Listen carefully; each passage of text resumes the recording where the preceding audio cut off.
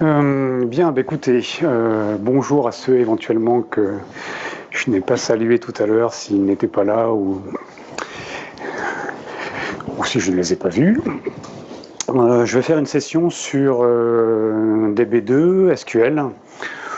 Je l'ai intitulé 30 trucs et astuces en 60 minutes, donc ça veut dire à peu près un toutes les 2 minutes. Voilà. Donc j'en ai effectivement fait 30. Mais bon, ça fait beaucoup 30 en fait. C'était trop tard quand je l'ai fait, j'avais déjà mis le titre. Mais alors, on va voir un certain nombre de choses, je ne vais pas les détailler ici, mais globalement, il y a forcément des choses que vous connaissez. Moi, ce qui m'intéresserait à la limite, c'est qu'on fasse, je ne dis pas un petit jeu, mais que vous me disiez à la fin combien vous en connaissiez sur les 30, juste pour que j'ai une idée à peu près. Voilà, donc il y a des choses qui sont très anciennes, il y a des choses un petit peu plus récentes, il y a des choses moins courantes, je pense. Bon, voilà, l'idée c'est de voir un petit peu ce que l'on peut faire avec SQL DB2. Ça a beaucoup évolué ces dernières années. Donc il y aura du SQL, je dirais, pur, hein, c'est-à-dire des fonctions, des clauses, et puis il y aura aussi un petit peu d'ACS et de VS Code. Voilà, on va parler, je vais vous faire voir quelques exemples en fait sur VS Code et sur ACS aussi. Donc des choses qui me paraissent intéressantes, après chacun le voit comme il l'entend. En complément de cette présentation, Birgitta Hauser fera cet après-midi un topo donc, sur les outils de SysTools, donc les services SQL de SysTools. Donc moi, j'en parlerai pas du tout. Hein, donc tout ce qui est envoi d'email, génération de feuilles Excel, etc., c'est elle qui fait un topo que sur ça, enfin sur tous les outils de SysTools cet après-midi. Elle fera aussi un topo, donc je vous l'ai expliqué ce matin, mais voilà, sur tout ce qui est transformation de ligne en colonne, de colonne en ligne, de windowing, de pivot. Voilà, il y a un topo là-dessus. Et puis on a un topo aussi donc, sur les services SQL pour l'IFS, dans le cadre de Common, donc 2 fois 1 heure. Donc on va assez loin là quand même sur ce topo-là. Et puis sur le catalogue de DB2, qui est fait par Pierre-Louis Berthmin. Les 3 autres sont faits par Birgitta Hauser. On en profite qu'elle soit là pour vous proposer le plus de sessions possible. Alors c'est parti, je les ai numérotées, 1, 2, 3, 4, jusqu'à 30. Alors il y a des choses que vous connaissez certainement déjà. Hein. Vous savez que vous pouvez faire la clause limit et la clause offset dans une instruction select. Hein. Donc le limit, ça permet de limiter le résultat à un certain nombre d'enregistrements. Le offset, ça permet de sauter les n premières lignes. Hein. Donc pendant les y premières lignes, si je reprends ce que j'ai mis ici. Donc on peut l'écrire de différentes façons. Un limit 5 offset 0 par exemple pour afficher les 5 premiers enregistrements de la page, ou limit 0,5, donc la première valeur c'est la valeur de l'offset, la deuxième c'est celle du limit. Ça nous permet de faire de la pagination dynamique, ça. Hein. Je vais afficher la première page, puis la deuxième page, puis la troisième page, la quatrième page, etc., en faisant varier la valeur de offset. Hein, vous fixez votre limite, votre taille de page avec le limit, 5, 10, ici j'ai fait 5 par exemple. Et puis après, en faisant varier en fait la première valeur ici, la valeur de l'offset, eh bien première page, deuxième page, troisième page, etc. Énième page, donc, quitte à envoyer le numéro de page sous forme de variable, donc dans un SQL RPG par exemple, ici 2 points page, petit calcul pour calculer le numéro de page, et ça vous permet de faire de la pagination dynamique, donc d'afficher la page numéro n. Donc là, je l'ai mis sous forme d'une variable. Après, on peut encapsuler ça soit dans une procédure, soit dans une fonction. Donc ici, j'ai fait une petite procédure stockée qui permet d'aller afficher la liste des employés à partir, donc, on va fournir en paramètre donc, le numéro de la page. Donc c'est exactement la même chose que ce que je viens de vous faire voir, mais avec un curseur, en fait, où on va calculer la valeur de l'offset ici, qu'on a récupéré en paramètre. Et donc quand je vais appeler ma procédure, je lui passe le numéro de page. Voilà, je veux afficher la page numéro 3, je veux afficher la page numéro 8, etc. etc. Donc close, limit et offset, que j'ai encapsulé ici dans une procédure, peut-être mieux à encapsuler dans une fonction table, donc dans une UDTF, pour que vous puissiez ensuite vous en servir dans un select, quoi. Parce que Les procédures, c'est bien, mais ça s'appelle par un call, donc c'est difficilement ensuite joignable avec autre chose, par exemple. Donc le mieux, c'est de l'encapsuler. Oups, oui. Il y a un petit décalage entre ce que je... Ouais. De l'encapsuler dans une fonction table. Vous passez donc le numéro de page en paramètre, hein, donc, et vous faites un select sur la fonction UDTF en question, en lui passant le numéro de page. Hein, donc ici, fonction liste des employés, et ça va m'afficher la page numéro temps. Bon voilà, si vous ne connaissiez pas limit et offset, mais c'est quand même très très ancien, je voulais surtout vous faire voir le fait qu'on pouvait faire de la pagination dynamique, et éventuellement encapsuler ça donc, dans une fonction, hein, donc create function, qui va retourner une table, donc ce qu'on appelle une UDTF, hein, donc, ou fonction table, c'est la même chose, ou alors dans une procédure, hein, par un create procédure, où on va retourner en fait donc, ce qu'on appelle un résulset. Donc je vous rappelle, les procédures peuvent renvoyer un ou plusieurs résulsets. Et les fonctions table renvoient une liste d'enregistrements, donc avec un ou plusieurs enregistrements, et c'est vous qui définissez la structure de la table qui va être renvoyée. Donc on appelle ça les fonctions table, et les fonctions table, on les appelle en mettant select blablabla from table, et ensuite le nom de la fonction. Question. Oui, je vous écoute. Okay. En fait, est-ce que quand on va exécuter la requête, est-ce qu'il va récupérer toutes les informations et ne donner que ce qu'on lui a donné, les limites, ou bien il va juste aller récupérer dans la table les informations et compiler à chaque fois en fait? S'il store toutes les informations ou pas oui. Tout de même. Oui. Il te donne la page, mais s'il store la totalité. Il stocke forcément tout, hein, parce que dans la requête SQL, il fait tout, hein, donc il fait d'abord le select, ensuite le where, le group by, etc., etc. Et une fois qu'il a la liste de toutes les colonnes, il ne prend que la page qui contient, hein, donc qui va bien. Le limit et le offset sont faits à la fin, hein, donc une fois que le résultat est créé. Merci Pascal. Deuxième petite chose, le limit, le offset, on peut aussi on peut le spécifier sur les clauses delete et update, pas uniquement sur la clause select. Ici, par exemple, j'ai dit que je voulais supprimer les 100 plus anciennes commandes. Ou dans un fichier log, je veux supprimer régulièrement donc, les 100 dernières logs. Donc, voilà. Donc, sur l'update delete, donc, ici j'ai ordonné par date de commande, et j'ai dit un limite 100, donc, pour qu'il me supprime donc, les 10 plus anciennes, puisque j'ai classé en fait donc, de façon croissante sur la date de commande. C'est valable aussi donc, sur l'update. Vous voyez ici, je veux mettre à jour la table des fournisseurs pour indiquer oui en fait dans une colonne que j'ai appelée top fournisseur. Pour les 10 fournisseurs qui ont fait le meilleur chiffre d'affaires, donc j'ai classé par chiffre d'affaires de façon décroissante et j'ai pris un limite 10 et je ne fais l'update que sur cela. Donc la clause limite et la clause limite, on peut l'utiliser sur les updates et sur les delete, pas que sur les selects. Ça on le sait déjà peut-être un peu moins, mais ça peut être utilisé sur le update et sur le delete. 3 et 4, ça va pour le moment? Bon. 3 et 4, la clause latérale. Alors, dans les exemples qui vont venir, je vais utiliser deux tables très très basiques. C'est plus simple quand même pour les explications. La table des employés et la table des services. Vous voyez qu'il y a une zone qui est commune, qui est le numéro de service.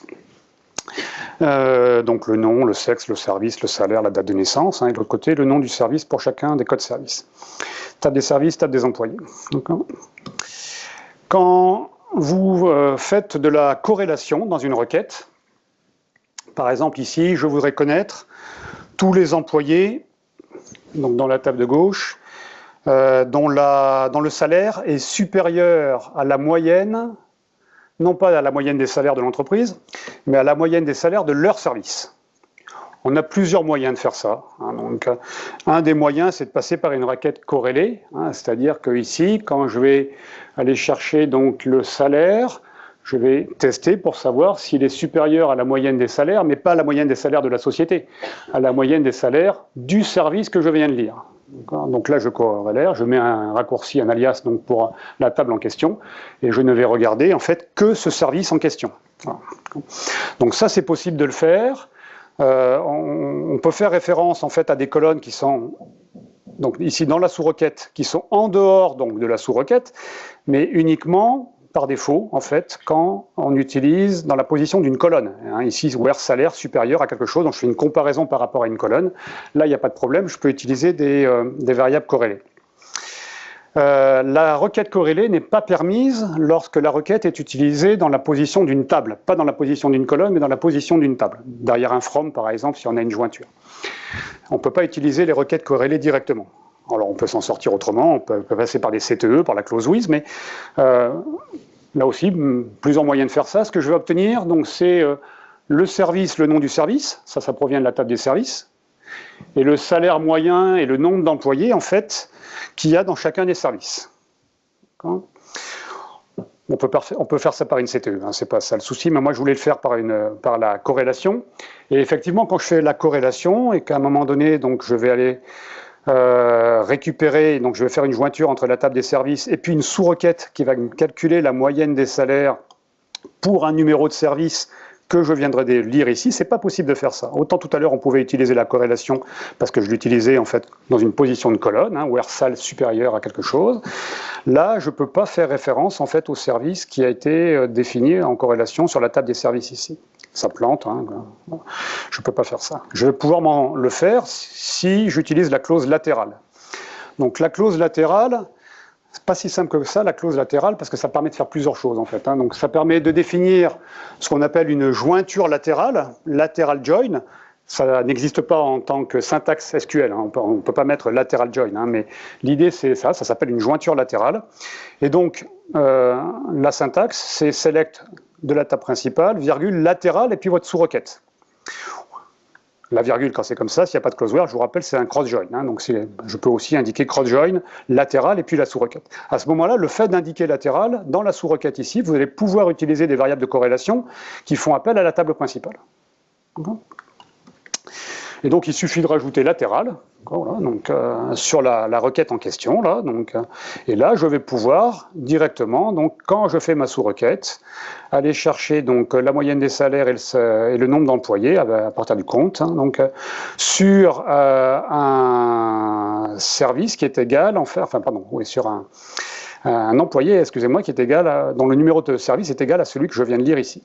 Et donc, ce n'est pas vraiment une jointure, on est bien d'accord, puisque, en fait, pour chacune des requêtes chacune des lignes de la table principale, il fait un for each, en fait. Hein. Donc, pour chacune des lignes de la table principale, il va aller exécuter la requête dans la sous-requête dans la table principale, dans la table seconde. Enfin, dans la sous-requête, ouais, je vais y arriver. OK. Donc, latéral, si vous voulez résoudre ce type de choses. Je m'en suis servi par exemple ici avec les services IBMI. Hein, donc mon idée c'était d'aller chercher tous les objets d'un répertoire de l'IFS, hein, donc ici dans Bourgeois par exemple, qui ne sont pas en public exclude. Donc j'ai fait appel à deux services IBMI. Le premier c'est IFS Object Statistics. Ça, si vous ne le connaissez pas, en fait, c'est un service IBMI qui vous permet de renvoyer des informations, la liste des fichiers, par exemple la liste des répertoires, etc., avec des attributs, et vous indiquer à partir de quel répertoire vous voulez faire ça, et est-ce que vous voulez inclure les sous-répertoires, oui ou non. Ça va me donner donc la liste de tous les objets de l'IFS, donc de ce répertoire, donc sous Home Bourgeois.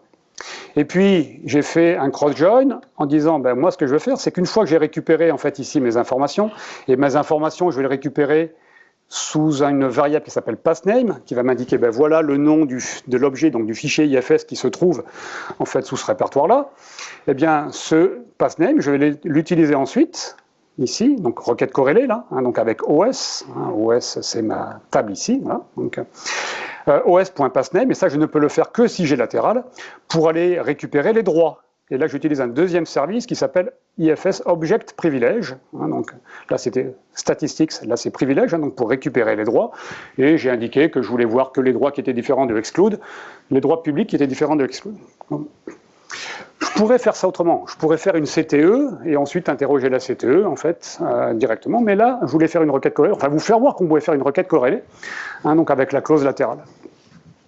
Si j'enlève latéral, ça plante, hein, même principe, et il me dit passName introuvable, enfin voilà. Donc, Et en termes de paire ? Alors ça, c'est une question à laquelle je suis désolé. Je n'ai pas eu le temps de regarder le Visual Explain. Christian, il est dans la salle, je crois, Christian Glière. Il n'est pas là? Si? Je ne le vois pas, non. Je n'ai pas eu le temps de faire les visual explain pour voir quels étaient les différents. Je suis désolé, j'ai vraiment pas eu le temps. Même cette nuit, je n'ai pas... donc ça serait, oui, ça serait intéressant de voir en fait entre les deux ce qui est le plus percutant. Et j'en suis désolé, j'ai vraiment pas eu le temps. Je sais que c'est une question à laquelle il faut que je réponde, mais j'essaierai de le mettre avant de mettre le PDF dans la box, quoi. Donc de faire le. Alors, autre utilisation de la clause latérale, ce qui va être assez intéressant, enfin que je trouve assez intéressant, c'est que ça va permettre d'éviter de répéter les expressions que l'on met dans le where et que l'on met, dans le where, oui, pardon. Parce que vous vous souvenez, quand vous faites des calculs, des expressions en fait, dans la liste des colonnes, salaire x 12, etc., etc., et que vous donnez un nom à cette expression, hein, donc salaire annuel par exemple, si je fais salaire x 12, ce salaire annuel, je peux l'utiliser dans l'order by, mais je ne peux pas l'utiliser dans le where, hein, puisque je vous rappelle que au moment où on est sur le where, on n'est pas encore passé sur la liste des colonnes, donc il ne connaît pas les colonnes. Hein, il y a différentes étapes, il ne connaît pas les colonnes. Donc l'idée, c'est de pouvoir les encapsuler en fait dans une clause latérale.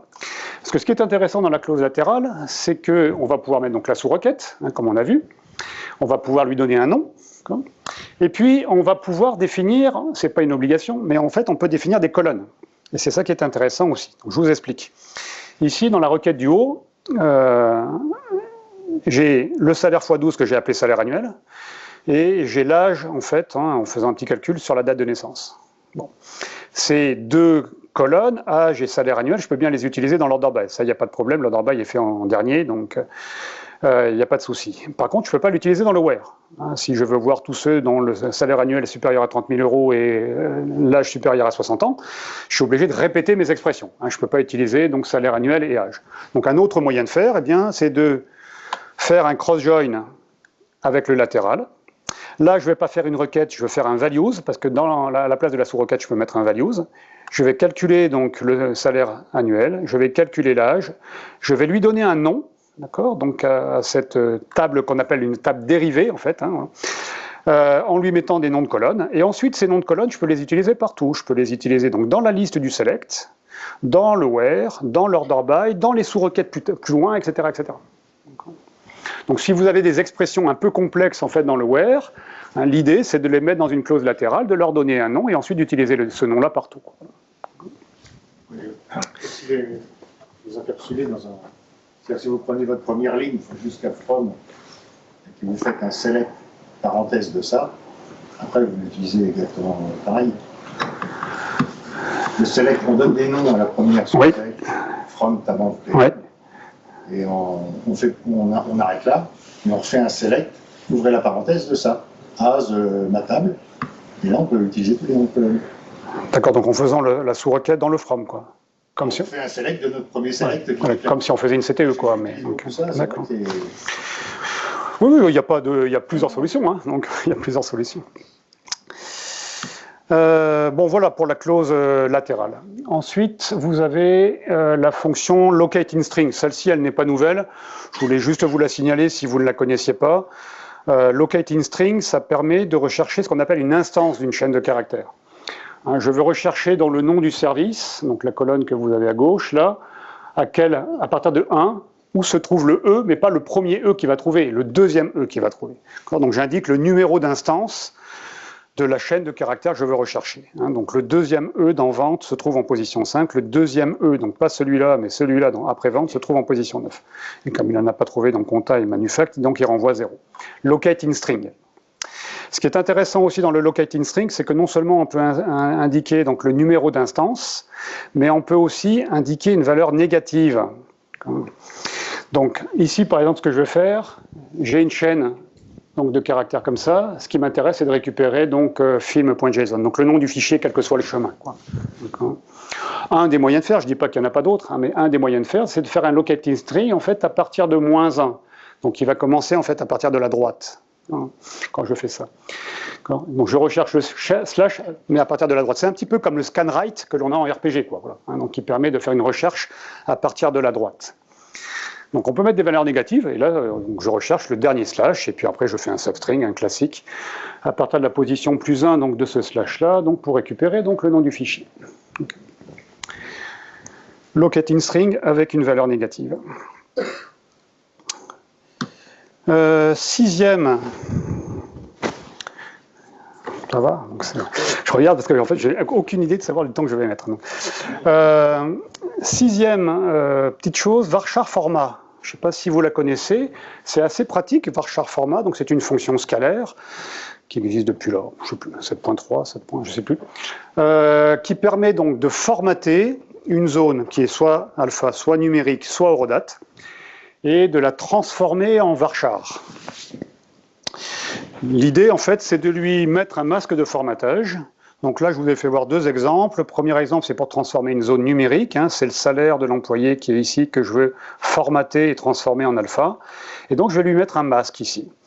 Alors, je ne vais pas expliquer tous les caractères du masque, hein, mais globalement, voilà, le 9 va remplacer un digit, en fait, de la zone. Hein, il y en a plein d'autres, il y a le symbole monétaire, bon, enfin bon, j'en passe et des meilleurs. Je vous ai mis ici la copie d'écran de ce que l'on trouve dans le SQL référence, c'est tout ce que l'on peut mettre dans le masque, hein. Donc soit un 0, soit un 9 pour le digit, ça dépend si on veut garder les zéros non significatifs, etc., etc. Et ça permet donc de, un petit peu comme si on avait un edit code, hein, ou un edit word plutôt d'ailleurs qu'en RPG qui permettrait de formater la donnée, eh bien c'est un peu l'équivalent. Vous indiquez ici un masque en respectant donc un certain nombre de métacaractères qui permettent donc de mettre le symbole décimal, qui permettent donc d'afficher un espace, qui permettent de mettre le symbole monétaire, etc., etc. Et puis en fonction donc de ce masque, eh bien ça va vous formater la donnée voilà, numérique en question et ça la transforme en varchar. Hein, c'est pour ça que ça s'appelle varchar format. Donc ça c'est pour les zones numériques, mais on peut aussi s'en servir pour les zones horodat. Et là, ça va bien plus loin, en fait. Hein, donc, vous faites un varchar format, vous indiquez quel est l'horodat que vous voulez formater. Donc là, j'avais pris l'horodat en cours, un now. Et puis, j'indique un masque. Et là, c'est pareil, en fait, j'ai plein de possibilités.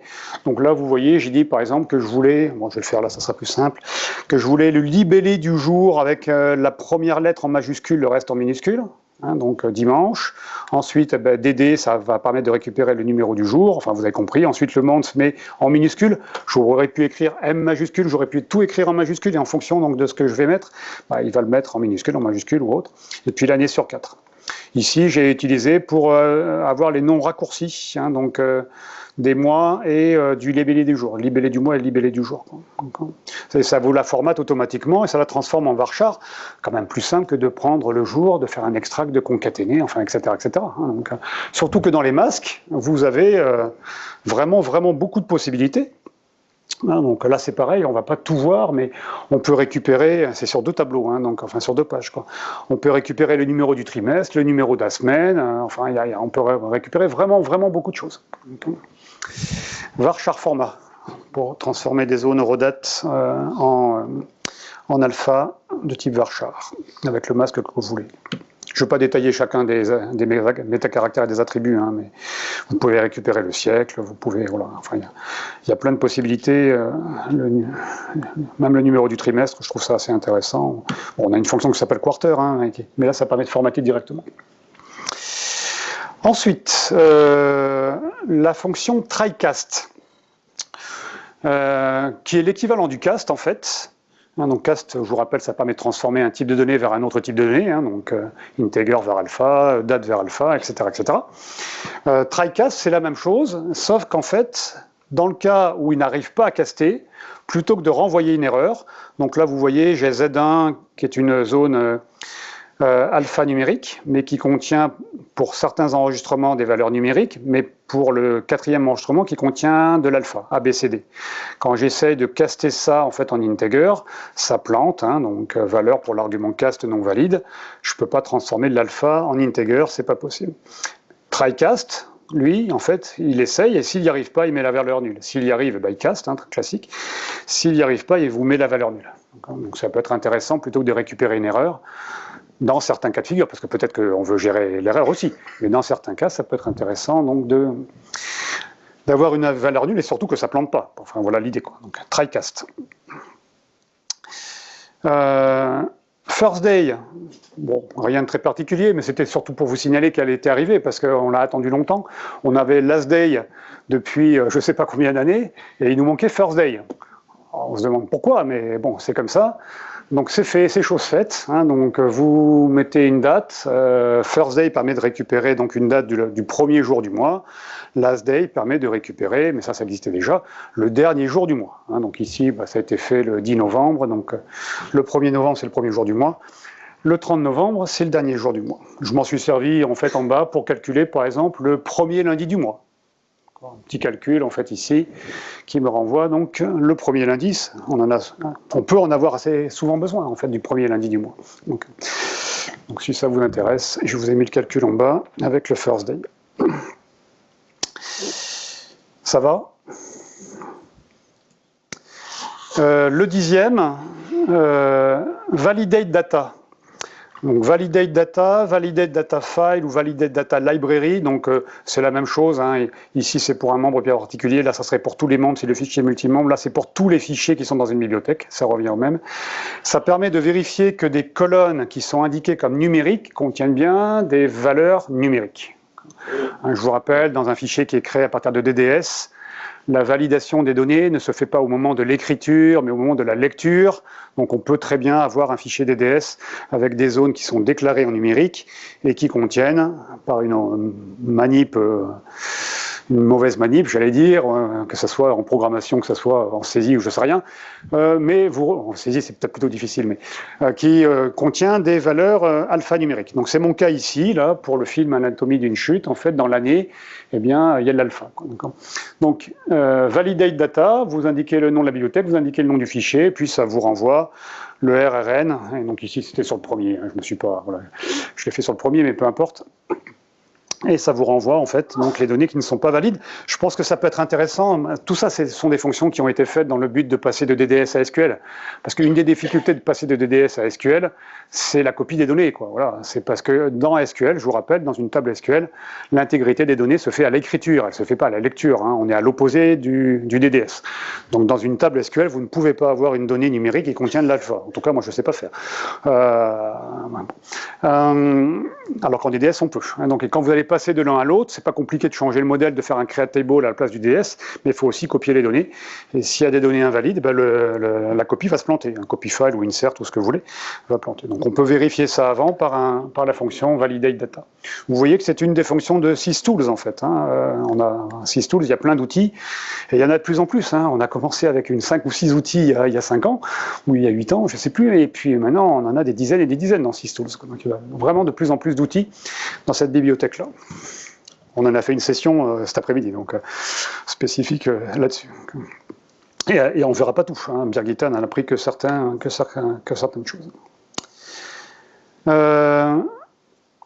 Sur les 10, là, vous les connaissiez à peu près? Oui, non, pas tous? La moitié? C'est pas mal la moitié. Donc, bon. On va continuer. Alors, AnyValue, celle-ci, elle est plus récente. Est-ce que les champs date et timestamp, tout ça sont... Non, que numérique. Donc, ben non, parce que si la zone est numérique et qu'elle contient une mauvaise date, elle est numérique la zone. Enfin, ou alors il faudrait indiquer qu'on valide comme quoi c'est une date. Non, mais je parlais vraiment des champs de type date. Ah, des champs de type date. Pour vérifier quoi alors? Parce qu'elle contient une date correcte dans un champ de type date. Ah ben là, j'ai pas testé. Autant sur une zone numérique pour vérifier si ça contient une date valide, ça c'est pas possible parce qu'on n'indique pas le format, on n'indique pas si on teste une date et tout, donc il n'y a que ça comme paramètre. À tester aussi. Ben voilà, 2 choses à faire, donc c'est bien. AnyValue.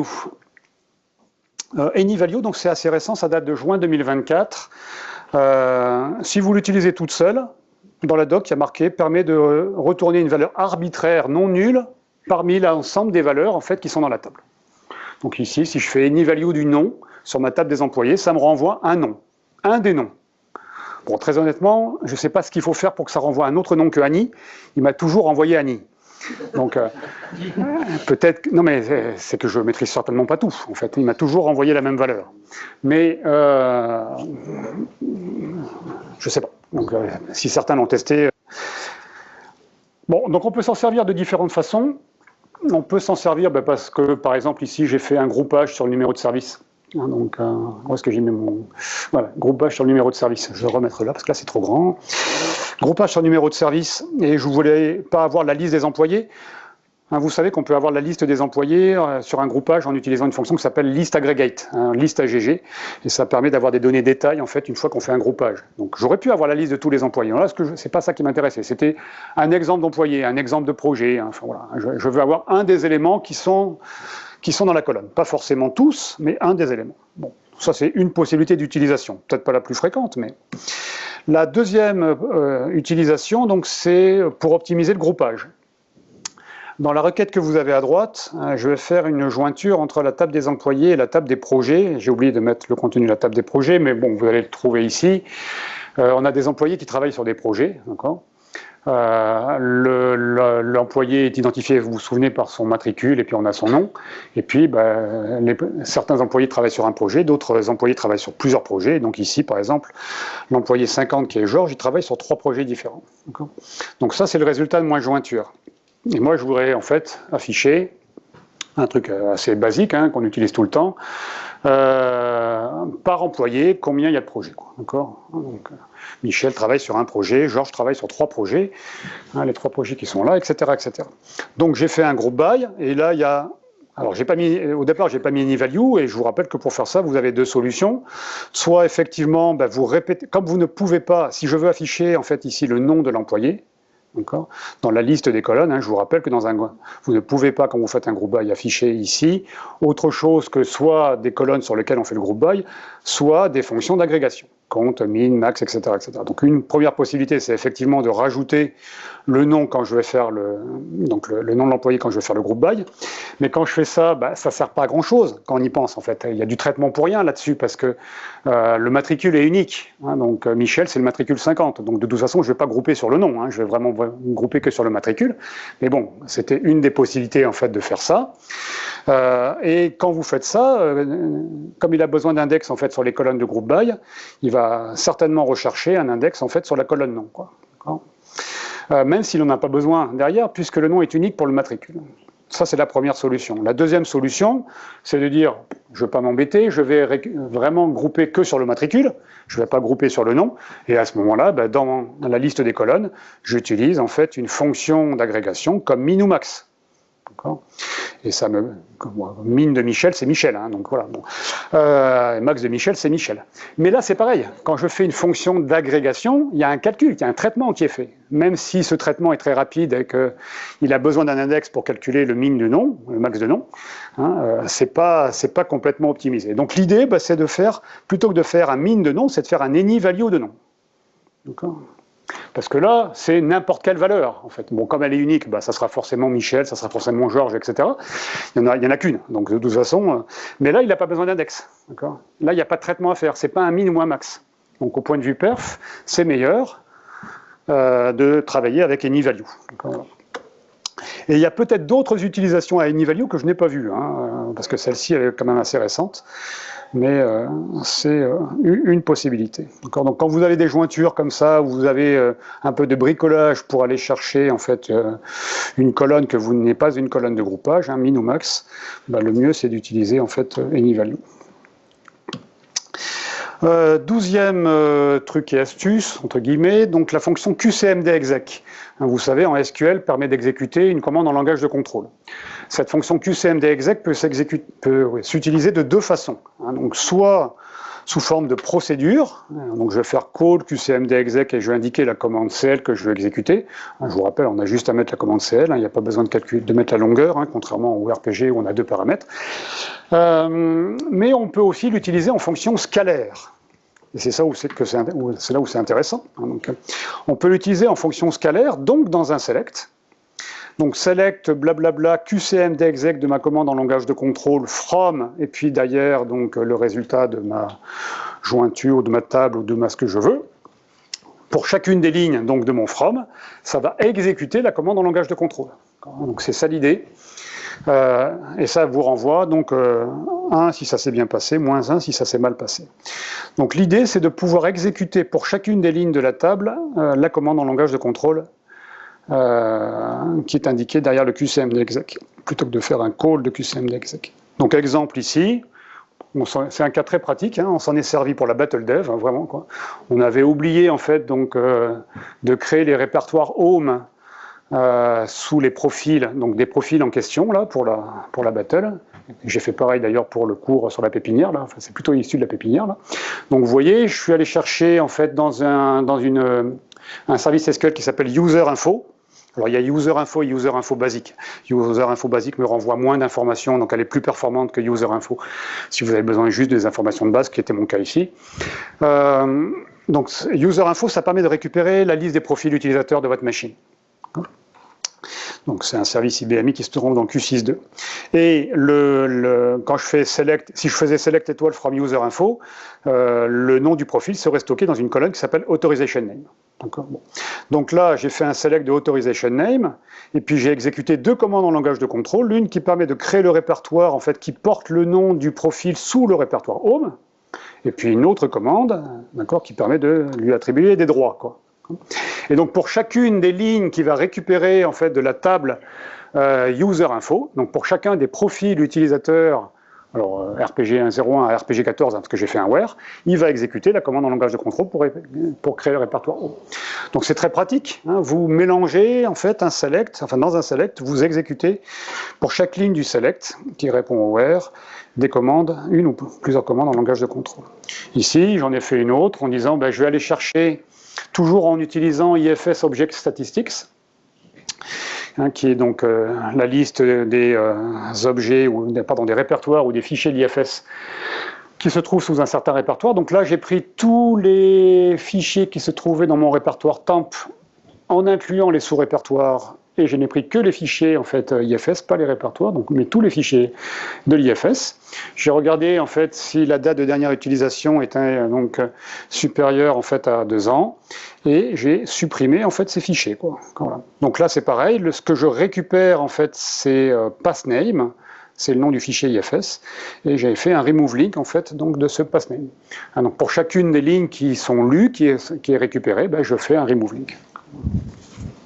Bon voilà, c'est sans fin, hein, donc, mais c'est très pratique, ça permet vraiment d'exécuter des commandes directes, hein, en CL sur le résultat d'un select, en fait, voilà, tout simplement, donc, ligne par ligne, quoi. Okay. Oui. Si la commande n'est pas, c'est une erreur sur la commande, la requête est complètement arrêtée. Le select est complètement arrêté.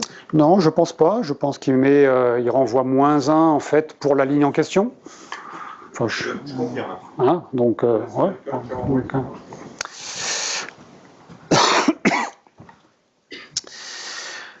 Certains l'utilisent déjà, donc a priori oui. D'autres également, non? Il y a des. Ouais. Excusez-moi, c'est à partir de quelle version? Alors là, alors c'est pas une histoire de version, hein, c'est une histoire de niveau de groupe de PTF. Donc il faut aller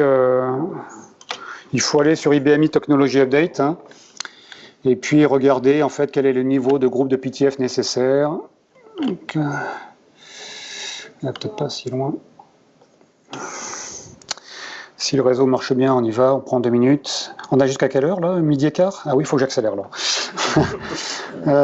Il faut, voilà, IBMI Technology Update, DB2, et puis après, il faut chercher. Hein. Très honnêtement, il faut chercher. Voilà, je ne sais plus. Parce que là, c'est toujours un peu long ce site.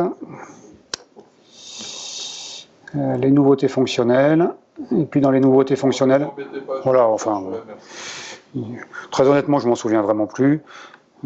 C'était pas en 2023, c'était encore avant, quoi. Donc, mais bon, c'est quelque part par là, je sais plus. On pourra regarder. Ouais. Et après, donc, vous avez un niveau de groupe de PTF, en fait, en fonction de votre version, hein, 7.5, 7.4, 7.3, quoi. Mais bon. Pardon, 7.5, 7.4, 7.3, 7.2, quoi. Hop, oui. C'est pas pertinent dans le cas présent, enfin pas dans les exemples qui sont donnés, mais de mémoire, hein, c'est peut-être obsolète, de mémoire, le QCMD exec était en groupe d'activation OPM. Là, du coup, on a quoi comme groupe d'activation? Aucune idée. Je sais pas. Bon, en l'occurrence, ici, dans ces exemples, ça n'interfère pas. D'accord. Je ne sais pas du tout. Et il va falloir que je commence à noter les questions, parce que sinon je ne vais pas m'en souvenir. Donc, les perfs, donc le visual explain sur le latéral, ça je savais que j'avais à le faire. Donc ça, tout à l'heure, c'était quoi? Pardon? Ah ben oui, je suis enregistré, c'est vrai. C'est nickel ça. Ben oui, on n'a pas l'habitude. Donc, je ne sais pas. Get Diagnostics est une fonction SQL en fait qui permet de récupérer dans un programme, que ce soit une procédure, une fonction ou un SQL RPG ou autre, des informations sur la dernière instruction SQL que vous venez d'exécuter, un petit peu comme l'INFDS ou la PFDS en fait qu'on a donc dans le RPG.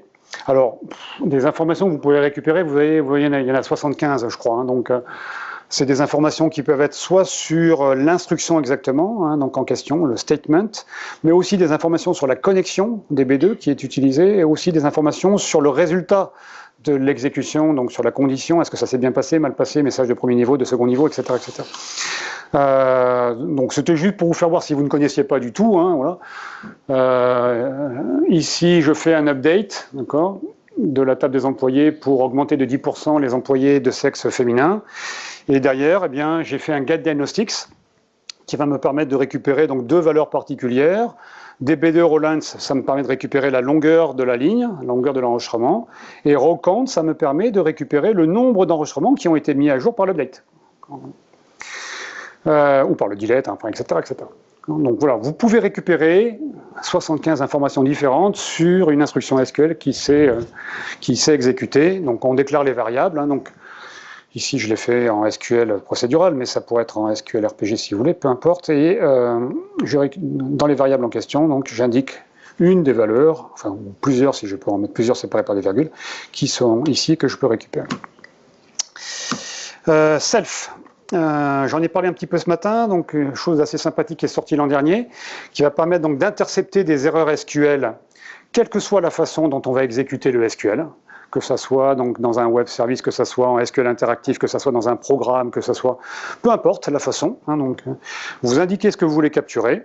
Et dès que le SQL code en question en fait, a été capturé, eh bien, lui, il stocke ça dans une table à laquelle on accède par une vue en fait, qui s'appelle SQL Error Log. Donc c'est assez sympathique. Avant qu'on ait ça, ben, effectivement, on lançait des moniteurs de performance, enfin des moniteurs de perf DB2. On faisait tourner les applis, ensuite on allait analyser le résultat des moniteurs en filtrant pour savoir en fait hein, sur le job, sur l'adresse IP, sur le code SQL ou ce que vous. Et ça capturait tout. Là l'idée c'est que ça ne capture que quand c'est en erreur, c'est ça qui est intéressant. Hein, donc on peut l'utiliser en prod, hein, c'est pas trop pénalisant. On va faire ça comment? Eh bien on va en fait enregistrer ça dans une variable globale qui s'appelle self-codes. Et une fois qu'on a alimenté la variable, eh bien, on fait tourner les applis et quand ça, et ensuite on va interroger en fait une vue qui s'appelle SQL Error Log. Donc je vous ai mis en fait ici quelques exemples. Donc quand vous allez enregistrer la variable self-codes, donc create or replace variable ccbm-adm self-codes. Donc c'est une variable globale, hein, donc ça se crée par create variable. Alpha 256, et là vous pouvez déjà mettre, vous n'êtes pas obligé, hein, mais vous pouvez mettre en fait des codes qui seront donc monitorés au niveau du système. Là on est au niveau du système puisque c'est au niveau de ma variable globale. Donc quand vous créez une variable globale, hein, vous pouvez mettre des valeurs par défaut au départ, c'est pas obligatoire, sinon c'est nul, mais vous pouvez déjà en fait mettre des valeurs qui seront valables pour tous les jobs. Et puis après, pour votre job à vous, ben, vous pouvez en fait faire un set. Je vous rappelle, quand vous faites un set sur une variable globale, c'est pour votre job uniquement. Vous indiquez en fait le ou les SQL codes. Donc ce sont des SQL codes, hein, pardon, pas des SQL state. Ce sont des SQL codes que l'on va indiquer et on peut mettre des valeurs spéciales. Hein, vous voyez, donc et ça date de juin ou de septembre, je ne sais plus. On peut maintenant ils ont amélioré ça. Vous pouvez mettre étoile error, ça va intercepter toutes les erreurs graves SQL. SQL code négatif, quoi, d'accord. Ou alors que les warnings, ou alors toutes les erreurs. Hein, donc. Sinon, des SQL codes bien particuliers. Et après, donc, vous faites tourner vos applis et vous allez interroger la vue SQL Error Log. Donc là, je vous ai mis la petite requête avec quelques colonnes uniquement, hein, mais il y a beaucoup d'autres colonnes dedans. Ce qui est intéressant, c'est que bien sûr, il va vous dire, ben voilà les SQL codes que j'ai interceptés, donc hein, c'est forcément ceux que j'avais monitorés ici. Combien de fois, en fait, ça s'est produit? Quelle est l'instruction qui a produit ce SQL code en erreur? Quel est le programme éventuellement? Donc là, j'avais des programmes SQL RPG qui faisaient donc des requêtes et qui se sont plantés. Donc ils me donnent le nom du programme, le nom de la bibliothèque, le nom du job, l'utilisateur. Donc on a toutes les données. À quelle date ça a été fait, à quelle heure ça a été fait. Donc on a plein d'infos en fait qui sont capturées. Hein, ce sont les registres clients classiques quand le code en fait a été intercepté par le système. Donc c'est pas très compliqué à mettre en œuvre. C'est intégré maintenant directement dans VS Code, hein, donc depuis quelques mois. On peut le monitorer directement, on peut le voir facilement, donc l'habiller facilement dans VS Code, quoi. Bon, les vues flexibles, ça je pense que ce sont des choses que vous connaissez, mais au cas où quand même, hein, que ça, moi je trouve ça très pratique. Quand je fais un create view, j'ai la possibilité, donc je définis ma requête select qui définit donc le contenu de la vue, et j'ai la possibilité, par exemple ici sur le where, hein, ça peut être où vous voulez, hein, donc n'importe où dans la requête, vous pouvez utiliser le contenu de variable globale. Where srv égale, j'ai pas mis quelque chose en dur, j'ai dit voilà, ça sera variable. Et la variable en question, donc c'est une variable que j'ai créée. Alors là, j'ai fait exprès de qualifier pour bien vous faire voir en fait hein, que la variable c'était un objet DB2 dans une bibliothèque, hein, donc, et qu'ensuite, eh bien, c'est cet objet en fait num service dans cette bibliothèque là que je vais utiliser. Donc ça c'est quand même super pratique parce que qu'est-ce que j'ai fait ici? J'ai fait une jointure donc, entre la table des employés et la table des services, je fais varier le numéro de service. Donc si à un moment donné je veux aller voir les employés donc, du service 911, j'alimente la variable globale pour mon job, hein, le set c'est pour mon job avec 911, quand je fais un select sur ma vue, je vais voir les employés du service 911. Si un peu plus tard j'ai besoin d'aller voir les services 977, je change le contenu de ma variable globale, ici il va y avoir 977, je vais faire un where sur le numéro de service 977. D'accord? Donc l'idée c'est de pouvoir rendre flexible des vues par l'utilisation de variables globales, et je modifie le contenu de ces variables globales avant d'exécuter ma vue. J'en avais fait une, je ne l'ai pas présentée ici, mais je l'avais déjà présentée l'an dernier. J'ai un fichier dans l'IFS, un fichier JSON dans l'IFS, je veux le décomposer en fait, ou un fichier CSV dans l'IFS, je veux le décomposer pour extraire les données métiers, et je passe en paramètre le nom du fichier IFS, ou dans une variable globale, pardon, le nom du fichier IFS, et si je veux lire tel fichier, bah, je fais un set, le nom de mon fichier égal, et puis la valeur. Si un peu plus loin, je veux générer un autre fichier CSV, avec la même structure bien sûr, je donnerai le nom de cet autre fichier IFS, etc. etc. D'accord? Donc vue flexible, possibilité d'utiliser dans les vues en fait, des variables globales. Une ou plusieurs, hein, là j'en ai mis qu'une, mais ça pourrait être avec plusieurs variables. Donc vue flexible ou vue variable. Hein, donc, le current pass. Je voulais faire un petit point sur le current pass parce que c'est souvent des questions que l'on a. Hein, je vous rappelle, en SQL, donc vous avez le current schema et vous avez le current pass. Le current pass, le current schema, il est utilisé quand vous ne qualifiez pas et que vous faites une recherche ou une création donc sur des tables, des vues, hein, etc., etc. Et le current pass, lui, il est utilisé quand vous ne qualifiez pas, donc sur l'appel des procédures, sur l'appel des fonctions ou sur les variables globales. Ici, si je ne mets pas, donc si je ne qualifie pas, non qualifié, ça veut dire que je ne mets pas le nom de la bibliothèque. Hein. Donc si je ne mets pas le nom de la bibliothèque, où est-ce qu'il va chercher IFS pass, où est-ce qu'il va chercher age, où est-ce qu'il va chercher proc 1? Il va le chercher dans le current pass. D'accord? C'est ça la règle. Pour tous les autres objets, qui ne sont ni des fonctions, ni des procédures, ni des variables, je vous rappelle, ça va chercher dans le current schema. Pour voir quel est votre current pass, ben, vous pouvez faire values current pass, et je vous rappelle que les valeurs qui vont être récupérées dépendent de la convention d'appellation. Hein, si je suis en convention d'appellation système, il me renvoie ma liblist, hein, je travaille avec ma liblist. Si je suis en convention SQL, il me renvoie donc ce chemin-là, hein, donc Q6, Q626, proc6, IBM, plus une bibliothèque qui porte le nom de l'utilisateur sous lequel vous êtes connecté. Je suis connecté sous Toto, il va chercher aussi dans Toto.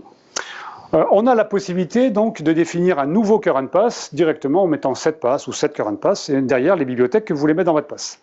Ici par exemple, donc PB et vidéo. Ça c'est plutôt classique. Ce que je voulais vous faire voir qui est peut-être un peu moins connu, j'en sais rien, hein, mais c'est que vous pouvez en fait ajouter une bibliothèque ou plusieurs bibliothèques au pass actuel. C'est-à-dire que vous pouvez faire cette pass current pass, donc récupérer le pass que vous avez déjà et lui ajouter une bibliothèque, ou plusieurs bibliothèques. Donc, voilà. Current pass permet de récupérer le pass que l'on a en cours. On peut aussi en fait récupérer la partie système, donc le system pass. Donc ça c'est aussi une valeur particulière, donc ça va récupérer Q6, Q6.2, 6proc, 6IBM, etc. Donc plus la bibliothèque en fait que je rajoute ici, ou les bibliothèques que je rajoute ici, donc AS425F et PB. Donc system pass, ça ne rajoute que la partie système. Voilà. Donc, ça récupère la partie système. On peut aussi, pour revenir au pass par défaut, donc mettre system pass et virgule user. User, ça sera donc le nom de la bibliothèque qui portera le nom du profil qui est connecté. Et donc on reviendra à la valeur de départ en fait. Et on a la possibilité de définir le current pass en mettant étoile à l'IBL, que je sois en convention d'appellation système ou que je sois en convention d'appellation SQL. Donc même si je suis en convention d'appellation SQL, il utilisera la liblist de l'utilisateur. Bon voilà, il y a peut-être des choses qui n'étaient pas connues sur le current pass, et ça vous évite de qualifier, et c'est assez pratique de pouvoir récupérer le pass en cours et de rajouter les bibliothèques que l'on veut, hein, si on a besoin. Fonction JSON update. Oula, non, ça va pas, j'allais vite sur celle-là. Je vous la laisserai lire. JSON update est une fonction qui permet de modifier le contenu d'un flux JSON. D'un fichier JSON. Donc vous avez un fichier JSON, vous voulez supprimer en fait une donnée dans le flux JSON, vous voulez ajouter une donnée dans le flux JSON, vous voulez modifier une donnée dans le flux JSON, eh bien vous pouvez en fait utiliser JSON Update. L'exemple est très long, donc je ne vais pas forcément le détailler, je vous laisserai lire. Mais bon voilà, globalement j'ai un flux JSON ici que j'ai mis dans une variable globale, et ensuite j'ai fait un JSON Update, hein, donc pour changer, par exemple, ici, l'année du premier film, en fait, de mon tableau film. Donc, il y avait 1979 avant, ben, il a mis 1999 à la place. Voilà. Donc, c'était pour vous faire voir qu'on pouvait modifier une partie, en fait, donc d'un flux JSON par JSON Update. Modifier une valeur existante, rajouter une valeur qui n'existerait pas, supprimer une valeur qui existerait. On peut faire les trois. Donc, je vous ai mis des exemples là-dessus. Je ne vais pas détailler plus que ça, parce que je vois que l'heure tourne. Donc, ensuite, je voulais vous faire voir que... Ah oui, parce qu'on est à 18 là sur 30. Donc, ça ne va pas du tout. J'accélère. Sysfiles. Sysfiles, en fait, c'est une vue très très pratique, puisqu'elle me permet d'avoir beaucoup d'informations détaillées sur les fichiers de votre IBMI, sur les fichiers DB2.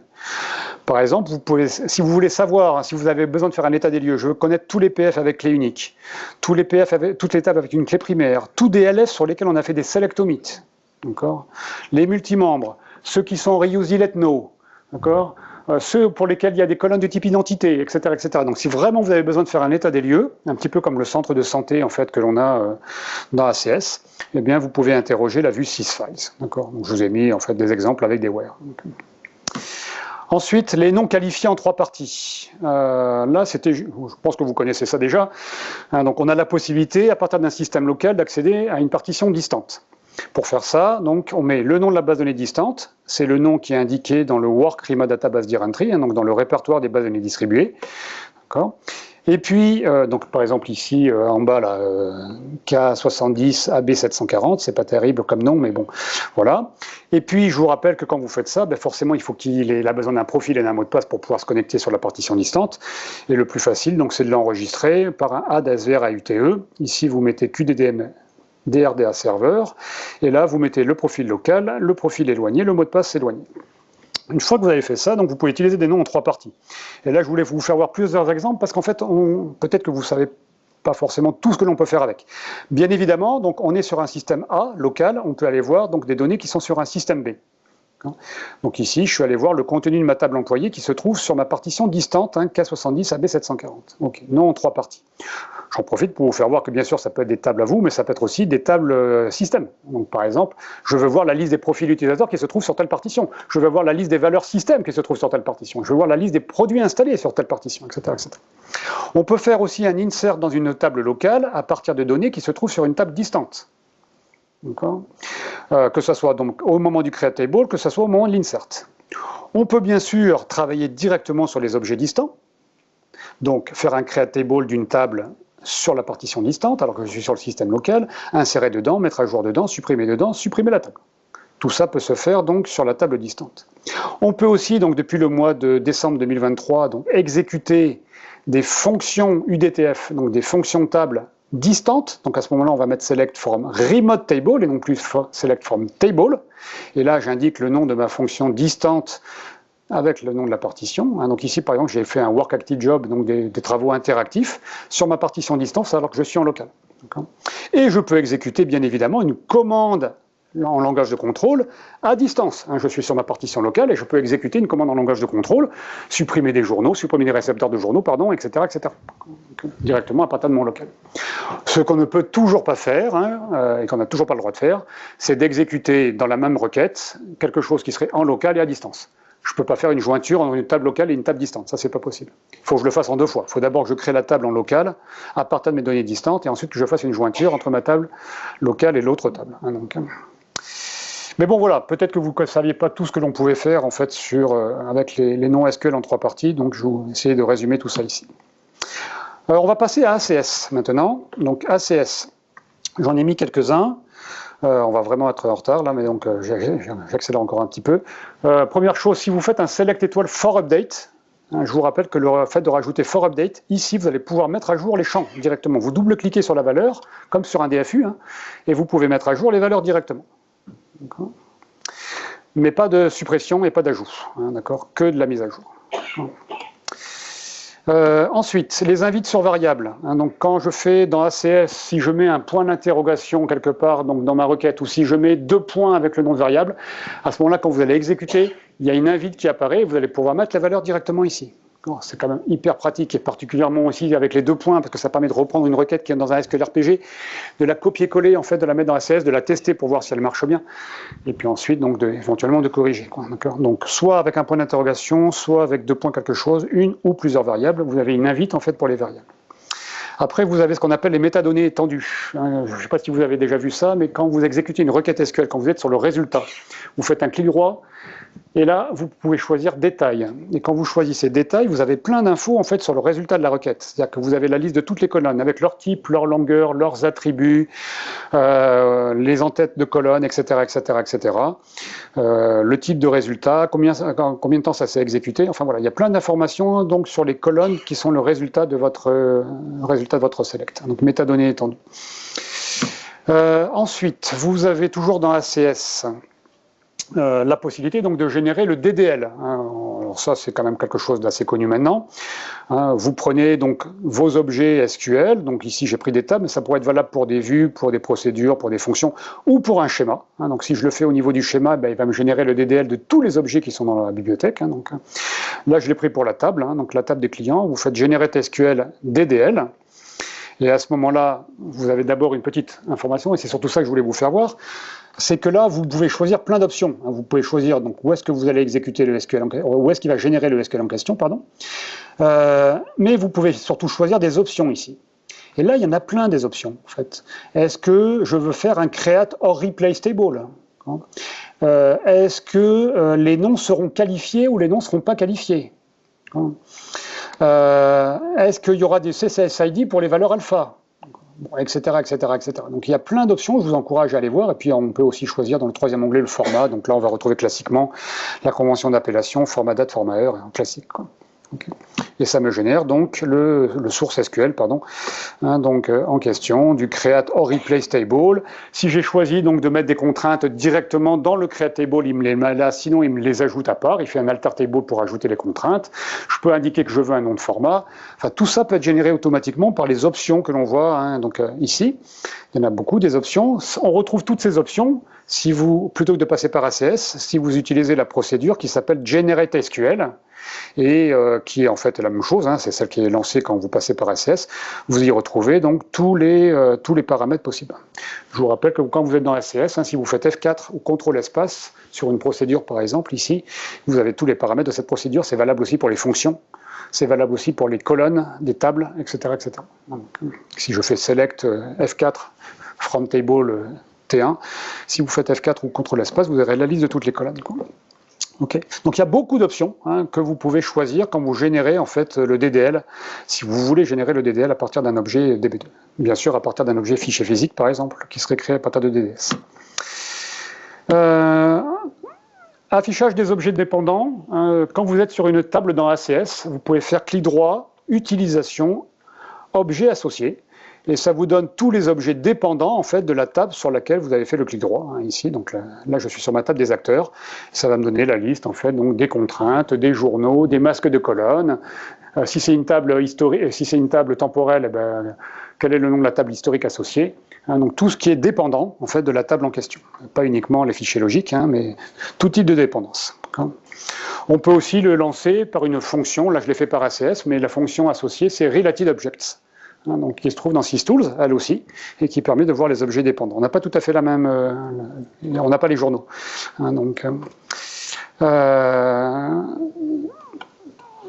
Toujours dans ACS, dans le Generate SQL, on peut maintenant aussi générer le DML. Donc là, ça va générer un select, là, un insert, un update, un delete, et puis là, ça va créer des procédures, en fait, qui vont me permettre de faire des inserts, des updates ou des deletes. Donc c'est assez pratique, vous voyez, là j'ai fait un select, votre select est tout prêt en fait, l'insert est tout prêt avec la liste de toutes les colonnes, donc, et avec les valeurs, vous n'avez plus qu'à remplacer en fait avec vos valeurs à vous, donc, ou vos noms de colonnes, donc, enfin vos noms de variables, pardon. Donc voilà, ça génère automatiquement les inserts, ça génère automatiquement les selects, les updates et les deletes, je ne l'ai pas fait. Et si vous passez par des procédures, eh bien, ça vous crée une procédure qui va faire le select, une procédure qui va faire l'insert, et après vous pouvez donc vous pouvez faire des calls de ces procédures. Donc là, ils sont allés assez loin, parce que si vous regardez dans le détail la génération de la procédure qui fait un update, ici je crois que je sais plus, non, qui fait un select, donc pardon.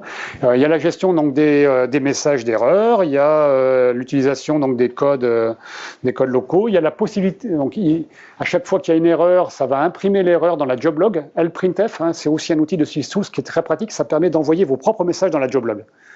Donc ça, c'est absolument génial, parce que quand vous visualisez la job log, vous voyez, en fait, vous pouvez vous en servir, pas forcément pour des erreurs, pour générer, en fait, des étapes, donc dans l'exécution de votre code SQL, si vous voulez générer des erreurs des messages dans la job log. Bon, voilà. Ça, c'est sorti il y a quelques semaines, là, je crois, enfin, je sais plus. Possibilité, donc, dans ACS, de regrouper. Donc là, vous voyez, j'ai deux sources d'ouvert. Et en fait, je peux les regrouper dans ce qu'on appelle un projet. Donc vous faites projet, save project, j'ai donné un nom à mon projet.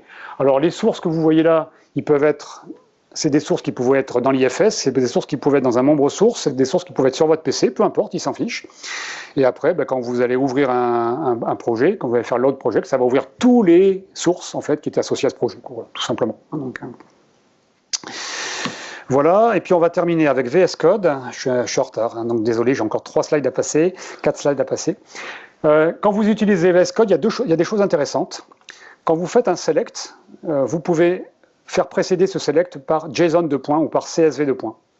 Et à ce moment-là, ça va générer automatiquement le flux JSON avec le contenu des données de la table, ou automatiquement un CSV avec le contenu des données de la table employée. D'accord ? Donc ça peut être assez pratique. Et puis, toujours dans VS Code, on a la possibilité de créer ce qu'on appelle des notebooks. Donc les notebooks, c'est assez sympa. C'est des fichiers de type .inb. Et dedans, vous allez pouvoir faire du texte, mettre du texte, et mettre du code. Et ce code, ça peut être du code SQL, du code CL, du script shell. D'accord ? Donc je vous fais voir, par exemple ici, j'ai fait, vous voyez, un petit notebook qui s'appelle application vidéo. J'ai une commande en langage de contrôle, CL, j'ai du texte, j'ai une requête SQL, et j'ai en fait un script ou une commande shell, donc dans l'IFS, ici, script shell. Et je peux exécuter tout ça, et là vous voyez, ça me crée en fait ce qu'on appelle un notebook, donc avec le texte que j'avais choisi, le résultat de ma commande en CL, le résultat de ma requête SQL, le résultat de mon script ou de ma commande shell.